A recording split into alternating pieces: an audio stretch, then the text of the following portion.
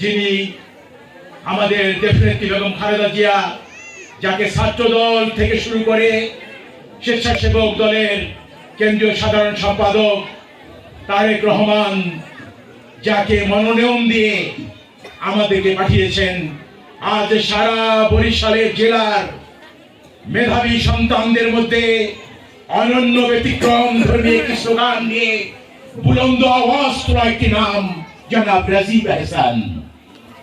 আমাদের মাঝে উপস্থিত থানা বিএনপির সদস্য সচিব জনাব শিহাবুদ্দিন সেলিম, আমাদের মাঝে উপস্থিত জিয়াউদ্দিন সুজন সহ সম্মানিত উলানিয়া ইউনিয়নের নেতৃবৃন্দ। মনে পড়ে যায় মাস্টারঘাটের কথা, স্মৃতির অতল গহ্বরে হারিয়ে যাওয়া নামগুলো। এই মাস্টারের হাট আমাদের সহ সভাপতি জনাব ইউসুফ মাস্টার সাহেবের অক্লান্ত পরিশ্রমে, যিনি বিএনপির সকল নির্বাচনে বিক্ষুব্ধ মাটিতে দাঁড়িয়েও কোনোদিন অন্যায়ের সাথে আপোষ করেননি, একজন শিক্ষক, আদর্শ মানুষ গড়ার কারিগর। আর আজকের প্রার্থী তিনি একজন আমাদের শিক্ষক, সুযোগ্য স্যার জনাব মরহুম মিজানুর রহমান সাহেব, যিনি ভাষাঞ্চলের এসএম হাই স্কুলের প্রধান শিক্ষক ছিলেন এবং অত্র অঞ্চল সহ পশ্চিমাঞ্চলের এই অঞ্চলের এসএসসি পরীক্ষার বারবার সুপারভাইজার হিসাবে নিযুক্ত ছিলেন। শিক্ষায় শিক্ষিত করার জন্য কোনোদিন তিনি কোনোদিন ফিরে তাকাননি। যিনি মানুষকে মানুষ হিসাবে দেখেছেন, সত্যকে সত্য হিসাবে নিয়েছেন, তার সূর্য সন্তান জনাব রাজীব আহসান। তার নির্বাচনে আমরা মাঠে নেমেছি। আমি জানতাম না, আমি ওর পাশে ছিলামও না। আমি অন্য একটি ব্লকে, আমাদের মধ্যে দ্বিধাদ্বন্দ্ব ছিল, আমি কাজ করেছি। আমি গত কয়েকদিন পর্যন্ত রাজীব হাসানের বক্তব্য শুনে আমি গুণমুগ্ধ হয়ে গিয়েছি। তার মেধা, তার প্রজ্ঞায় আমরা জীবনে প্রথম থেকে 1991 সন থেকে আমি 1979 সন থেকে প্রার্থী দেখেছি, কাজ করেছি। অ্যাডভোকেট আবুল হোসেন সাহেব বলেন, মুজাহিদ ইসলাম ফারুক সাহেব আপনাদের এলাকার সন্তান বলেন, আবুল হোসেন সাহেবের 3 বার নির্বাচন বলেন, মেজবাউদ্দিন ফরাজ সাহেব বলেন, তাদের সাথে ঘুরেছি, কথা বলেছি আপনাদের একজন খাদেম হিসাবে, কর্মী হিসাবে। আমি দেখেছি রাজপথের আন্দোলনের সংগ্রামে যে ছেলেটি শতাধিক মামলা, যে ছেলেটি কথা বলতে জানে, যিনি হৃদয়ে কান পেতে শুনতে চায় মজদুর মেহনতি মানুষের কথা, আর আজ শীতার্ত রাতে আশুহীন দুঃখময় মৃত্যু মাথা ঝড় বাদল সামনে চল, তারই নাম রাজীব আহসান।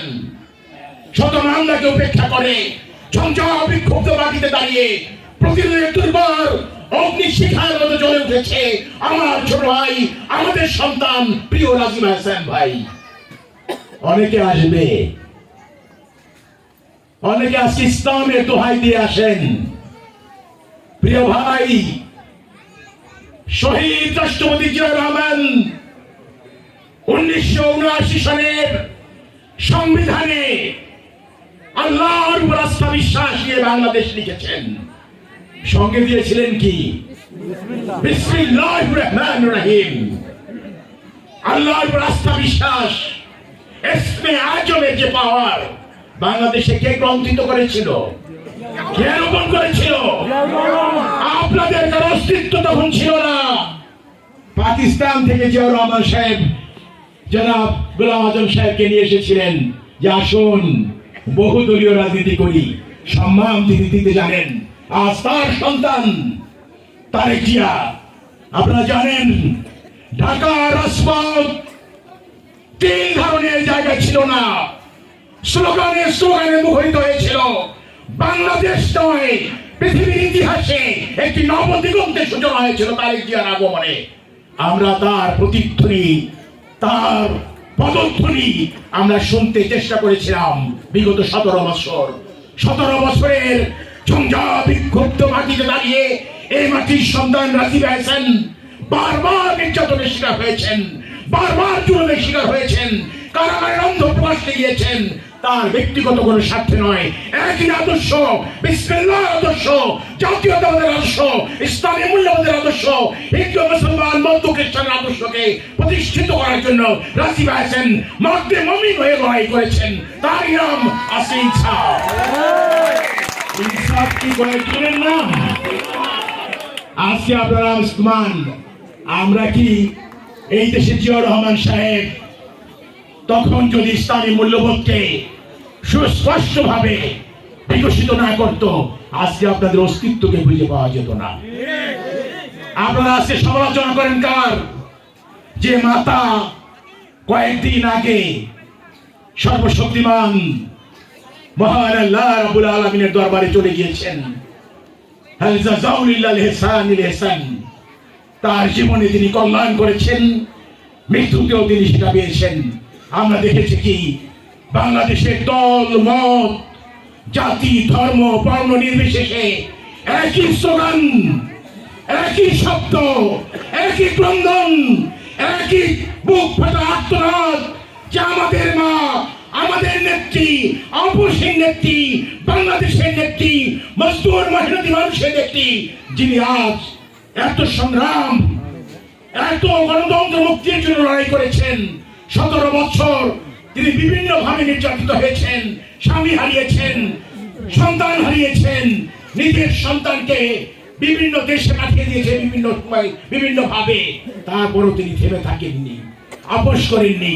এই মাটি আমার, এই মাটি আমার, এই মাটিকে আঁকড়ে ধরে আপনার আমার কৃষকের স্বার্থকে সংরক্ষণ করে, মেহনতি মানুষের স্বার্থকে সংরক্ষণ করে, মূল্যবোধকে সংরক্ষণ করে, স্বাধীনতাকে সংরক্ষণ করে, শ্রদ্ধাবোধকে সংরক্ষণ করে।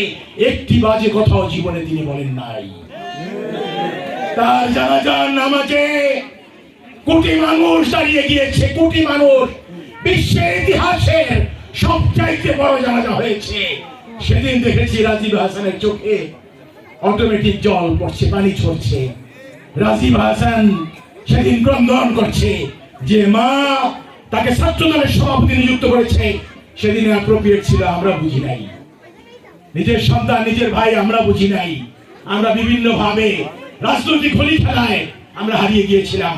আজ মহান আল্লাহ রাব্বুল আলামিনের দরবারে দুহাত তুলে প্রাণ ভরে দোয়া করি, ইয়া রহমানুর রহিম, ইয়া গফুরুর রহিম, আমাদের সন্তান, আমাদের ভাই, তাকে তুমি কামিয়াব করে দাও ওই মেহনতি মানুষের জন্য।